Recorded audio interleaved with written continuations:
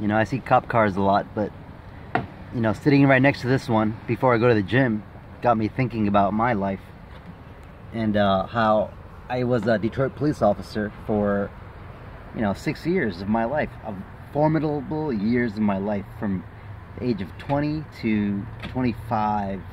I don't even know anymore. 26, 21 to 26, and maybe 20. I forget. It's been a long time. But Detroit,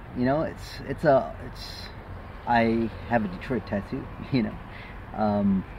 I lived in Detroit in the Cass corridors for a couple of years. Then I lived in Hamtramck for a couple of years, and then I moved back to Saline. And I was commuting as a police officer. And Detroit is, this is kind of like, I don't mean to hurt anybody. I know you're trying to do good. All these suburbanites, Canton folks, you guys talk about Detroit and it's awesome. It's like, oh yeah, hell yeah, I'm from Detroit. And you should be proud you're from Detroit. But don't forget that downtown only is not Detroit. All right, you got the east side, you got the west side. Don't forget about that side of Detroit. Like, who's gonna, when you plant your gardens and your community gardens, don't forget about Exeter and Telegraph. Don't forget about Nevada and Ryan. Don't forget about school. People there. That's the real Detroit. Because what you see is the corporate owned, all the sports and the bars and the big, GM. I don't know if GM's there anymore, but that's not the real Detroit. And people that live in Detroit don't even work in those areas unless they're janitors. I mean, it's bad. It is forgotten. And you claim to love Detroit and you're from Detroit. Do something for the real Detroit. Go to the hood. Go to the hood. And you know what's happening now for your safety, your suburbanites' safety. They have decreased the police force by like at least 30%, and they put all the police officers downtown now for your safety. And they took the police officers out of the the inner city.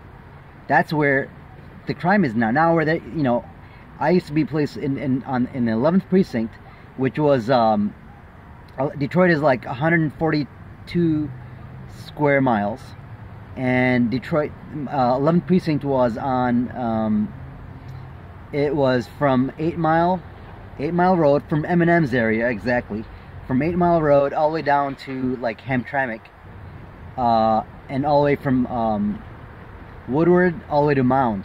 So that was a big chunk, number 11, and we had we had some bad areas, and that's not even the worst of it. Number 9, 9th precinct was like the worst precinct in all of Detroit back in the day. I don't know how it is now, but I know one thing: they have decreased the police force, and now in those outskirts where police are needed the most as supporters of the community, not people that just hunt people down. No, we weren't like that. We actually we wanted to help out the community, and it was a tough job because the community liked us. The community liked us, but the dope boys didn't like us, and the people that were causing real crime, they didn't like us. And there were people like that. And I remember going to a scene once, and my lieutenant, I can say any names, but he's a white man, older man, and he was holding this like black child, maybe 5 years old, size, age of my daughter. She's 5, and he's shocked because the house was all shut up.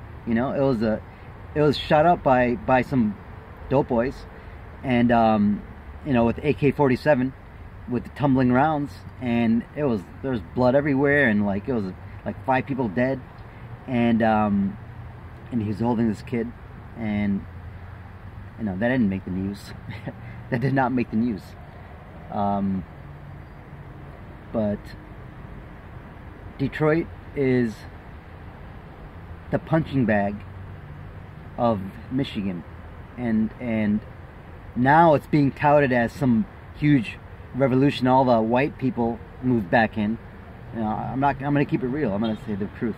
You know, and all the Desis that live in Canton, you know, Indians and all the other minorities, you forget about them too. That's the thing. That's the thing that I don't understand. I mean, fine, you know, I'm not gonna. It is a black and white thing in Detroit. You have to read the history and everything, but there's a lot of people that are trying to do good. White people also, and black people together. They're trying to do good. But it was like, it's sad. It's sad because you see like the suburban minorities coming in to downtown Detroit, and they're like, yeah, I'm from Detroit, and they're supporting all these new businesses and stuff, but they forget about the outskirts. And I'm just saying, you know, there's kids out there, and I remember going to houses that the whole winter the house was lit up by the gas stove.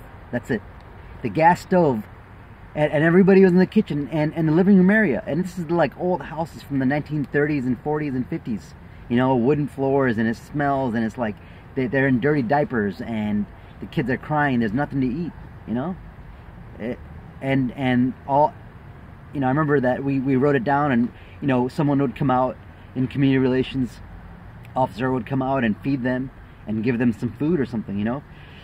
Get them into contact with the local church or something like that.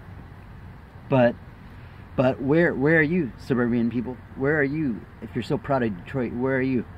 You know, you're not there, you know, because you're supporting the corporations. You're supporting, you know, the big multi-million-dollar establishments. All by thinking you're green and thinking that you're making a difference. You're not. Actually, you are. You're making a difference for yourself. You're keeping yourself in a state of ignorance psychologically, and if you want to stay like that, that's cool. And you know, you might be like, oh, you know, but you're talking shit. You might be coming down from Troy and going on Woodward and making fun of people on the left and right hand side as you pass the inner city of Detroit, the Detroit I'm talking about. And you might go one or two blocks in, but are you actually making some business there other than a liquor store? You don't do shit. You just fucking talk a lot. So if you want to be from Michigan and be proud of Detroit, help out Detroit. Help out the less unfortunate people. And stop, you know, criticizing them, you know, as you pass through the rough areas of Detroit. And the ones that are helping, I commend you. And, you know, reach out to me, email me, and I will help you out. Trust me, I'll help you out with something I'm developing myself, a web app. But let's, you know, I'm sick and tired of like seeing all these videos on Facebook.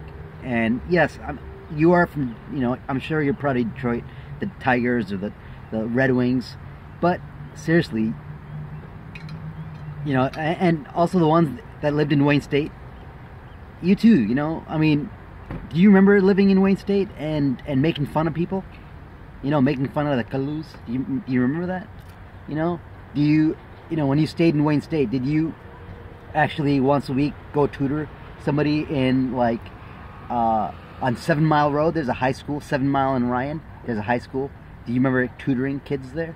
I mean, think about it. I mean, I'm not trying to call anybody out, but you know, it wasn't your fault if you didn't do those things. But now is a chance that you can right your karma, do something good for somebody else without anything in return, you know, and you'll feel better.